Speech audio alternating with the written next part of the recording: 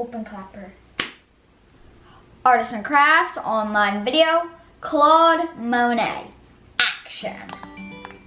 Hi Artists and Crafts families, Miss Jackie here. Today's artist is Claude Monet. Claude Monet was a French impressionistic painter. You may remember him from our paper towel roll water lily video. If you haven't watched it yet, I will link it below so you can learn more about him as an artist.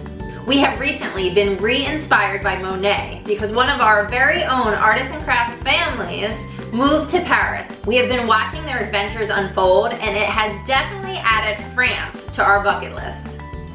Monet's love of nature and seeing it expressed through light and color is beautiful on a computer screen. I can only imagine what it looks like in person. Today's project was inspired by his series of water lilies. They are truly mesmerizing and also lend themselves to be translated beautifully when painted by 2-year-olds. We are doubling down on the nature element and using something found outside. For this project, you'll need Rocks. Any rock. paint in blues, greens, and white, Q-tips. felt or tissue paper in greens, pinks, and white, Scissors. and some glue. We truly believe there's nothing better than a handmade gift, and we really wanted to make sure that this project was something you'd be proud to give to a relative. I don't know about your kiddos, but my kiddos love collecting rocks, and we often have a whole pile outside of our house. Even when we lived in Brooklyn, we had a whole stick pile outside of our apartment building because they just love collecting things from nature. So, yes. So what do you love about rocks? Like in like by our steps in that little dirt patch, Conrad found this rock and it was like a crystal. It was so cool. Half the fun of this project is getting outside and finding the perfect rock to transform into a beautiful paperweight. Choose a rock you love. You'll want one that's of a decent size so you have room to add the water lilies and the flowers to it. Alright, so even though this project looks so amazing and complex, it's really done in only 2 steps. The first step is painting on the water. And the second step is adding the flowers and lily pads. This will definitely get a little bit messy, so you want to make sure you cover your work surface. We just cut out a piece of brown paper bag. Georgia, what rock are you going to choose? Okay, I'm going to do the huge one. Because we chose colors that blend well together, you really can't go wrong here. And if you look at Monet's water lilies, a lot of times his water has a green tone to it. Instead of using a paintbrush, we will be using a Q-tip to replicate Monet's impressionistic style. What do you like about painting with Q-tips? It's different than painting with a paintbrush because like it gives it a different texture. Like when you use the paintbrush, it's just like smooth. Yes, exactly. So I like to make sure my whole rock is painted, so I kind of pick it up, and then your hands are gonna get a little messy.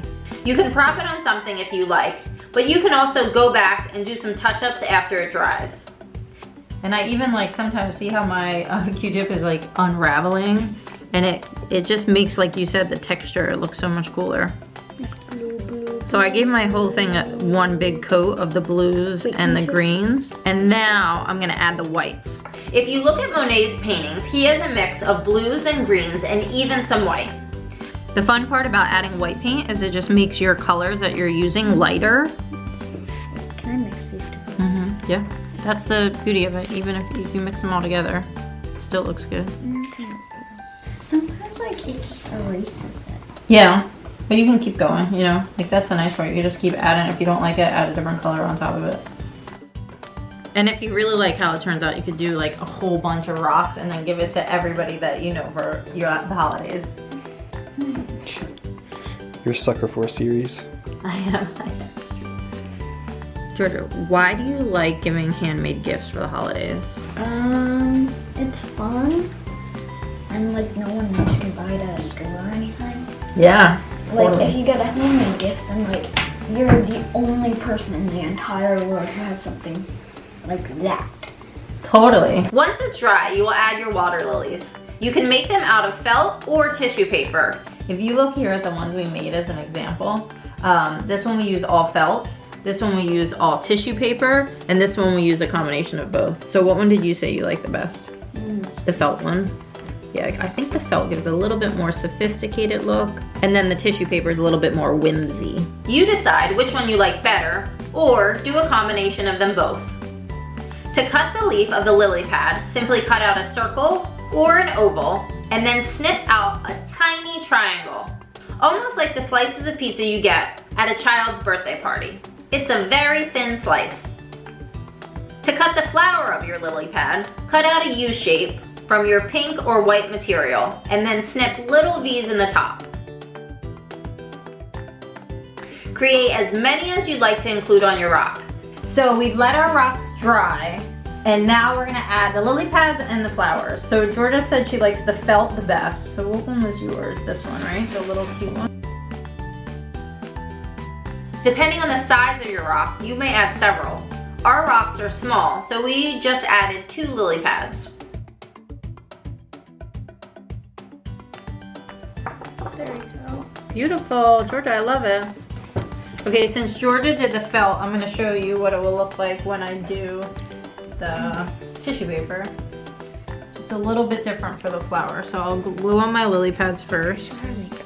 Yes, and then to make the flower, you're gonna take your tissue paper and just crumple it up like this. The nice part about it is it looks beautiful and very pretty and dainty, even if you do really just crumple it. Let's do a white one over here. Sometimes a smaller piece of tissue paper works the best. Yeah. Beautiful. And there you have it, a Monet-inspired paperweight. It's really like a mini sculpture. Now the question is, who are you going to gift it to for the holidays? As always, we want to see what you made, so be sure to tag us on Instagram @artistsandcrafts, send me an email, jack@lovejack.com, or join our online Zoom class Thursday mornings at 10. Happy creating and happy holidays!